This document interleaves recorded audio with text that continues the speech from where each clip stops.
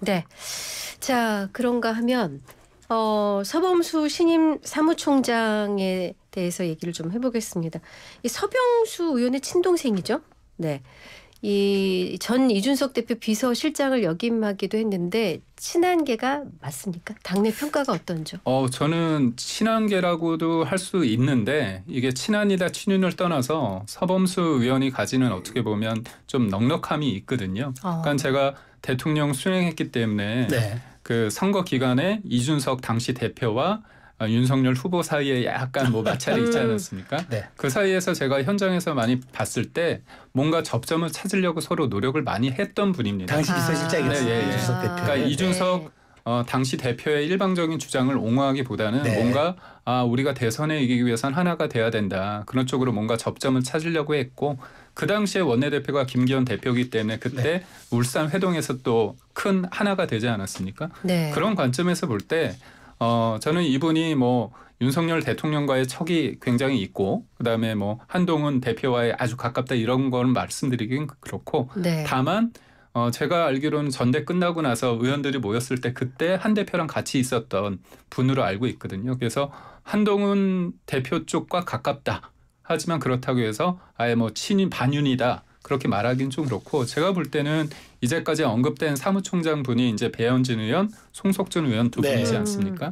그분과는 뭐 언론과의 예상과는 달리했기 때문에 한동훈 대표 입장에서는 뭔가 그래도 너무 노골적인 자기 사람 꼬시기는 아니다. 저는 봐서 긍정적으로 보고 있습니다. 추가 하나만 더 네, 질문 드리면은 지금 사실 박정하 비서실장도 네. 재선이고 네. 지금 서범수 신임 사무총장도 재선이잖아요. 네.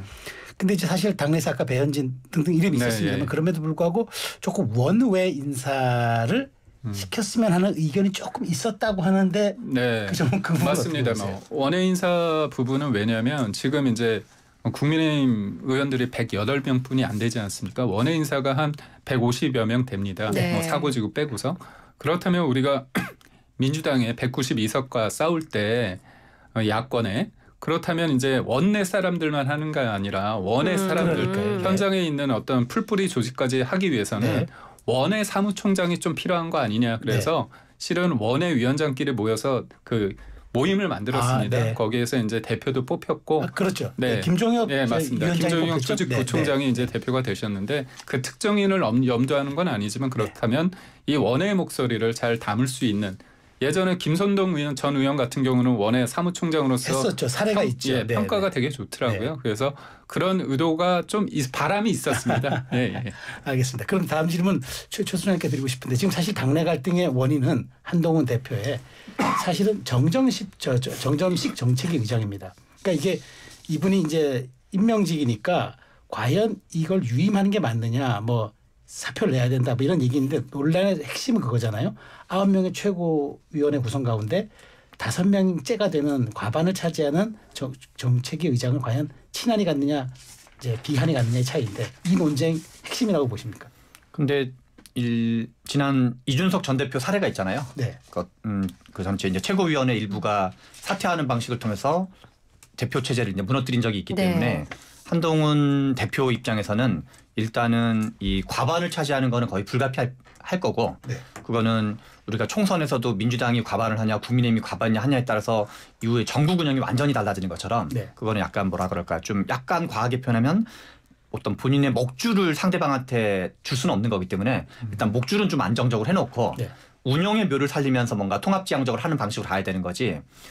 그래서 그 과반에 대한 어떤 애착 또는 이제 그거를 포기하기는 좀 어렵지 않나 이런 생각이 듭니다. 그러면 최 소장님은 사실은 관전자 입장에서 네. 정정식 2달 그러니까 지금 임명된 지 2달밖에 안 됐으니까 하는 게 맞습니까? 아니면 관례상 사표를 내고 재신임을 받는 게 맞습니까?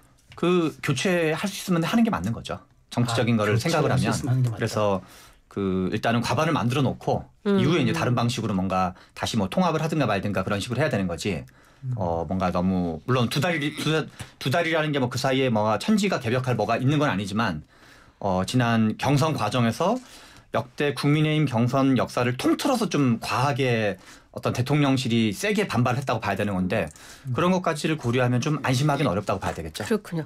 근데 그 이양수 의원이 오늘 한 라디오 채널에서 이 정정식 의원이 교체 안 할 가능성이 높다. 맡은 지 2달밖에 안 됐다. 그리고 합리적이고 일을 잘하니까 굳이 교체할 필요는 없다. 이렇게 얘기를 했습니다.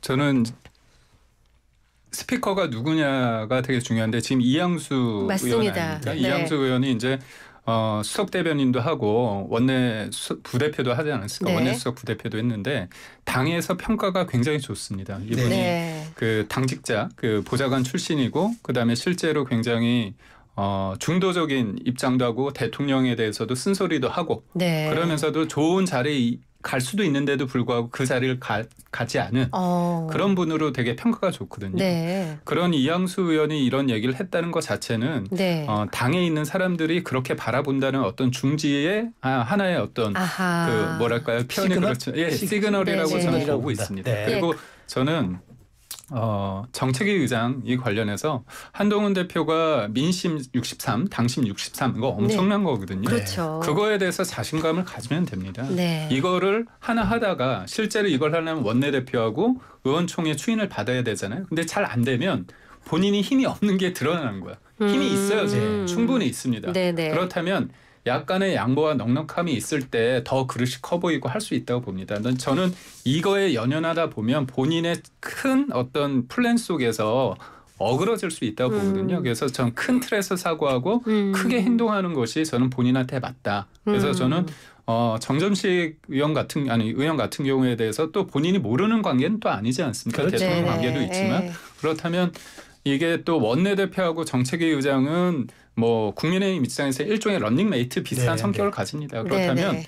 저는 진짜 만약에 바꾸고 싶다면 추경호 원내대표랑 얘기를 해서 퇴로를 만들어준 다음에 스무스하게 해야 되지 거칠게 하면 본인이 얻을 수 있는 게 좀 제한적이다. 그리고 본인도 끊임없이 얘기하지 않았습니까? 분열을 민주당에서 바라는 건 얄팍한 기대라고 하지 알겠습니다. 않았습니까? 네. 예, 예.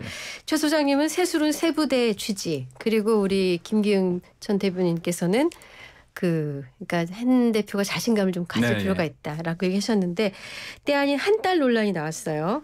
그 막 정정식 정세위 의장 SNS에 한동훈 대표 지지자들이 막 사퇴라 막 난리가 나니까 김재원 최고가 민주당의 개딸을 본따서 한 달이라는 말까지 나온다고 했습니다. 두 분 의견 듣겠습니다.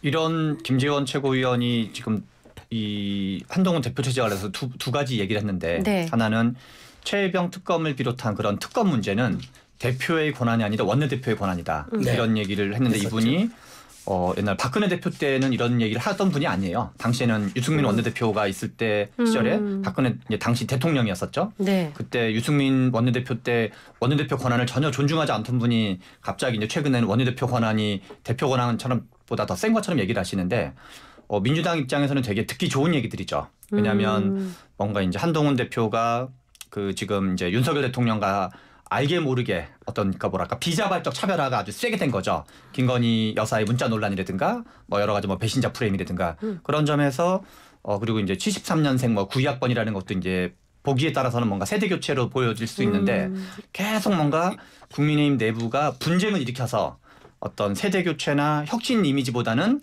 분란 이미지를 계속 만드는데 그래서 김재원 최고가 이 개딸과 한 딸 그리고 이제 또 뭐 이 원내대표 권한이 아니라 원내대표 권한이다 이런 방식으로 해주는 게 한동훈 대표 입장에서도 불편할 수 있지만 민주당 입장에서 매우 흐뭇한 이야기들인 거죠.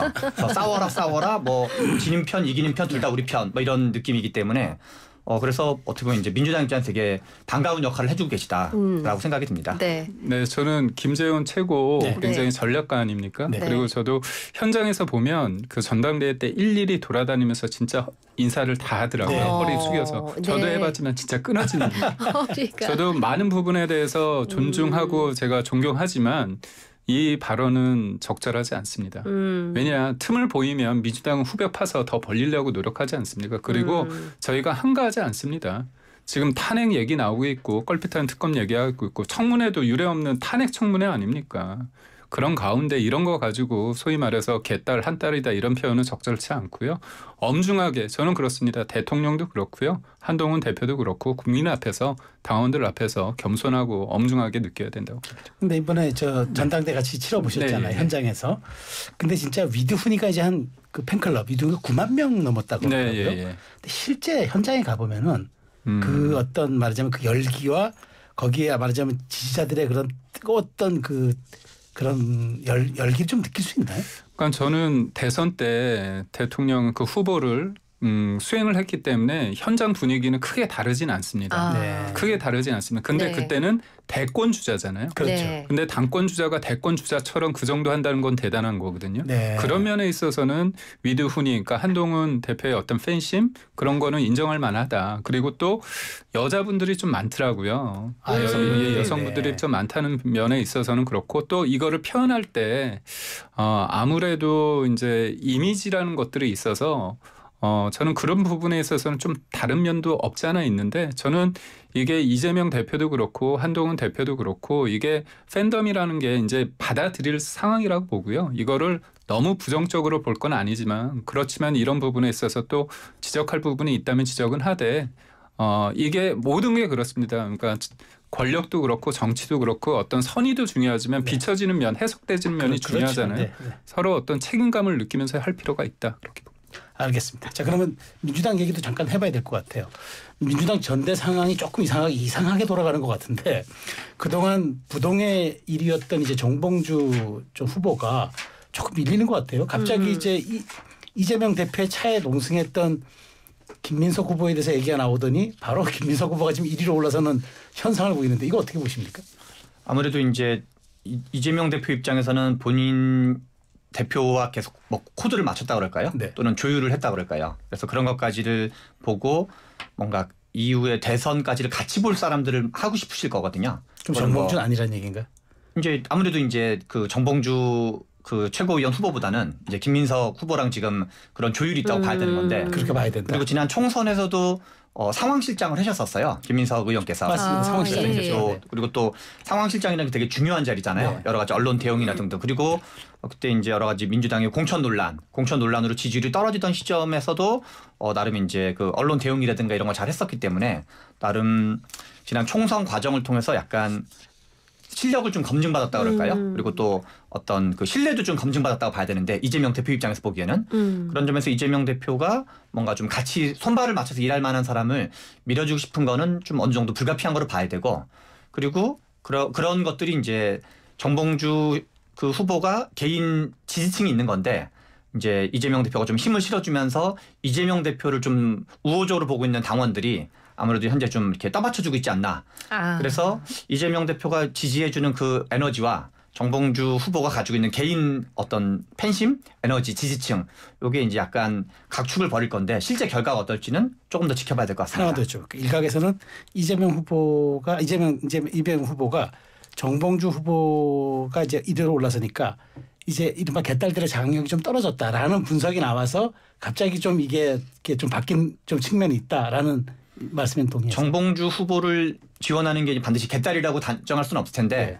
그리고 우리가 뭐 그걸 표현을 개딸로 하든 아니면 민주당 지지층으로 또는 적극 지지층으로 표현하든 뭘로 네. 표현하든 그것도 실은 스펙트럼이 단일하다고 볼 수는 없거든요. 스펙트럼이 아주 여러 개가 있는 상태에서 있는 거기 때문에 네. 그걸 좀 이제 지켜볼 필요가 있겠죠. 네.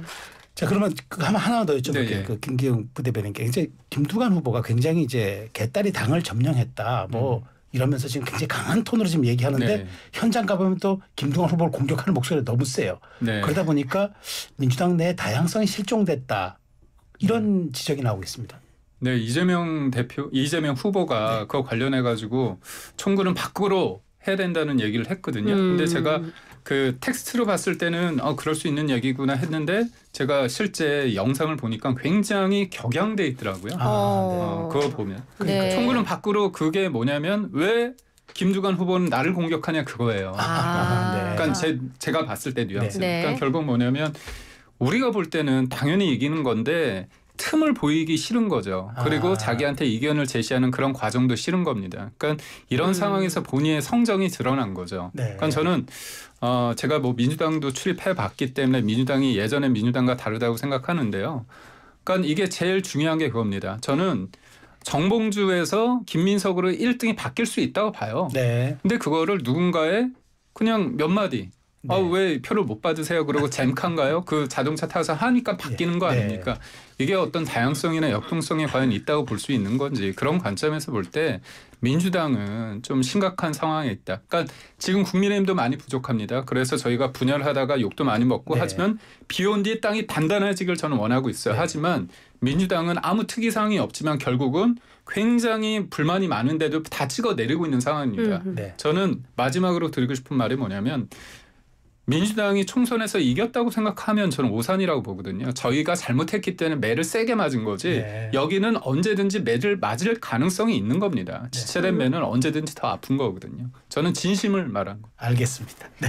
자, 오늘 말씀 여기까지 듣겠습니다. 이슈가 먼데이 지금까지 김기용 전 대통령실 부대변인 최병천 신성장 경제연구소장과 함께했습니다. 고맙습니다. 말씀 잘 들었습니다. 고맙습니다.